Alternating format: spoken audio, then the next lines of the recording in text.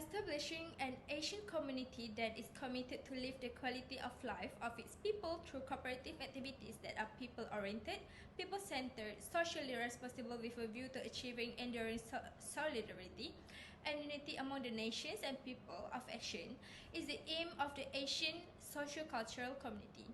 One of the three pillars of the Asian community, by forging a common identity and building a caring and sharing society which is inclusive and harmonious, where the well-being, livelihood, and welfare of the people are enhanced. The Asian socio-cultural community places a strong emphasis on the practical aspects of everyday life for all members of the region population, encouraging people to participate in the process of community building and pushing for the establishment of the Asian social culture community will strengthen ties between people and nations, while also actively supporting the establishment of the other two pillars. Assalamualaikum to all my classmates. My name is ATHIRAH binti ROSLI. Now I would like to explain the parties that involved, which is the first one is ASEAN China. The ASEAN China Joint Statement on Enhancing Green and Sustainable Development Cooperation is a document that expresses the common vision and commitment of the Asian member state and China to work together on various aspects of environmental protection and sustainable development, such as ecological conservation, climate change response, poverty eradication, food security, disaster prevention and mitigation. Among the parties involved in the building that social cultural community in Asia is Asian itself, through the Asian-China High-Level Forum on Green and Sustainable Development in Asian-China Environment Cooperation Forum in 2021. It was held on October 25th, took place both virtual and in person in Nanning, capital of Guangxi Autonomous Region in southern China. The event exhibited China's latest achievement in ecological civilization construction and environmental protection. Hence, the official stated China is eager to team up with Asian countries to strengthen cooperation in the field and inject new vitality into regional low-carbon green development. The next is Asian Intergovernmental Commission of Human Rights, AICHR. According to official website, the Asian Intergovernmental Commission on Human Rights is a regional human rights institution that was established by the Asian leader in 2009. Moreover, the AICHR is responsible for promoting and protecting human rights in Asian region. It works with other Asian bodies dealing with human rights to ensure that their work align with the AICHR work. The AICHR meets at least twice per year. The AICHR is a consultative body of the Association of Southeast Asian Nations that aim to promote and protect human rights in the region. It is responsible for developing policies and programs to promote human rights, as well as providing advice and recommendation to Asian bodies on human rights issues. The AICHR also works with civil society organizations and other stakeholders to promote human rights awareness and education. The last parties involved is Asian Committee on Women, ACWW, is a sectoral body established in 1976 to implement, coordinate and monitor the implementation of Asian regional priorities related to women issues at various levels of politics, economy and social life. The ACWW is a subsidiary body of the Asian Ministerial Meeting on Women, AMMW, composed of senior officials in the respective ministry in charge of women. The ACWW support AMMW by recommending regional policies, developing and implementing the 5-year regional work plan, and managing partnerships. Gender equality and the empowerment of women have a play central role in establishing Asian priorities as the community aims to accelerate economic growth, social progress, cultural development, and promote peace and stability in the region. So that's all from me, and I'll pass to the next presenter. Assalamualaikum, my name is MOHAMAD and SHAH. So I continue to the next part, which is the ASCC covers a wide range of areas. The ASCC covers a wide range of areas, emphasizing a comprehensive approach to regional development. Under the pillars of information, education and youth, it promotes knowledge exchange, education quality improvement, and youth empowerment to foster an ASEAN identity in the realm of health collaborative efforts target disease prevention and healthcare enhancement, complemented by initiatives to boost health education. Social welfare programs address common issues and enhance the well-being of vulnerable population. Additionally, the ASCC is actively engaged in rural development and poverty eradication, implementing sustainable initiatives in infrastructure, agriculture, and economic opportunities to reduce economic disparities among ASEAN member states. This initiative underscores a collective commitment to building a more integrated and resilient ASEAN community. So the next part is ASCC Blueprint. The ASCC, guided by both the 2015 and 2035 blueprints, is dedicated to fostering awareness, solidarity, and partnership, epitomized by the refilling within the region. The 2025 vision seeks a community that is engaging, inclusive, sustainable, resilient, and dynamically responsive. The ASCC Council, central to these endeavors, is supported by SOCA and SOCOM, forming a hierarchy framework for streamlined regional development. SOCA, acting on behalf of ASCC sectoral bodies, identifies and recommends solutions for cross-sectoral issues, facilitating informed decision-making within the ASCC Council. This multi-layered structure, propelled by well-defined blueprints, underscores the ASCC commitments to creating a region actively engaged in promoting inclusivity, sustainability, resilience, and dynamism for the benefits of its people. Assalamualaikum warahmatullahi wabarakatuh, Doctor. My name is Muhammad NURAIDIL FIDZMAN bin MOHTAR. So I will continue the next part, which is issue. So basically there are three issues which are human right issue in Myanmar, fire forest in Indonesia, and last one is gender equality at workplace in Malaysia. So the first issue is unlawful arbitrary killings. According to the Human Rights Watch, it's happened when the military junta has been carrying out a brutal nationwide crackdown on the millions of people opposed to its rules. The junta security forces have carried out mass killings, arbitrary arrests, torture, sexual violence, and other abuse that amount to crimes against humanity. Not more than that, the junta military also deny and also execute the citizenship rights and existence of the Rohingya, a persecuted Muslim minority in Rakhine. The situation in Myanmar has also resulted in a humanitarian crisis, with millions of people facing food and medicine shortage, displacement, and other hardships.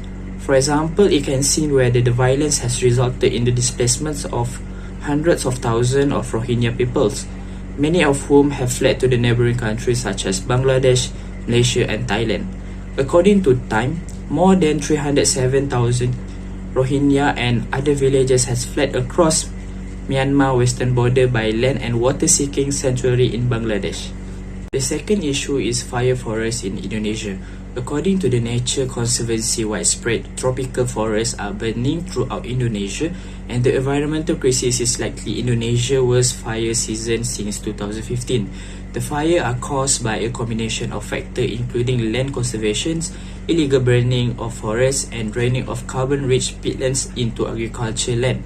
Moreover, the fire produces haze and air pollution that affects not only Indonesia but also its neighboring countries such as Malaysia, Singapore, and Brunei. More than that, the haze and air pollution have negative impact on health, economy, transportation, tourism, and social relations in the region.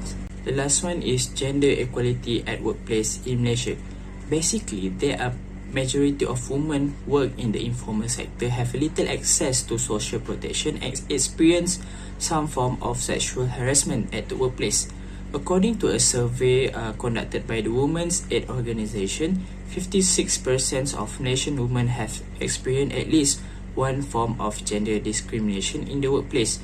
These include receiving comments or questions about their marital status or plan to start a family, being passed over for promotion in favor of less qualified clerks, and being asked to do tasks that are not asked of male clerks, such as making coffee and preparing refreshment. Not just that, Gender pay also one of the issue that related to gender equality on workplace, where compared to men, women are less likely to work full-time, more likely to be employed in lower paid occupation, and less likely to progress in their career. Assalamualaikum and good day everyone. Today, I will be discussing the benefit provided by the Asian Social Cultural Community or ASCC to its member state. This benefit span across three main areas, which is safeguarding social justice and right, enhancing human development, and ensuring environmental sustainability. Firstly, the ASCC play a pivotal role in safeguarding social justice and right. This is manifested in three key ways, which is the ASCC protect vulnerable groups such as refugees from Myanmar by providing safe shelter, access to basic necessities, and advocating for their right on international platform. Furthermore, the ASCC promotes universal respect for human rights and fundamental freedom for all without distinction to race, sex, language, or religion. Lastly, the ASCC mediates conflict and dispute among Asian members, ensuring peace and stability in the region. Secondly, the ASCC enhances human development through three main initiatives. The ASCC promotes gender equality by advocating for equal opportunity in education, employment, and political participation for both men and women. Additionally, the ASCC invests in education and skill training, equipping the Asian population with the knowledge and skill needed for the evolving global market. Finally, the ASCC works toward providing affordable and quality healthcare service to all Asian citizens, improving the overall health and well-being of the population. Thirdly, the ASCC ensures environmental sustainability through three key efforts. The ASCC combats forest fire in Indonesia by promoting sustainable forest management practice and policies. Moreover, the ASCC preserves the rich biodiversity in the Asian region by implementing measures to protect endangered species and their habitats. Lastly, the ASCC addresses climate change by promoting the use of renewable energy, reducing greenhouse gas emission, and enhancing resilience to climate impact. That is all from me. Thank you.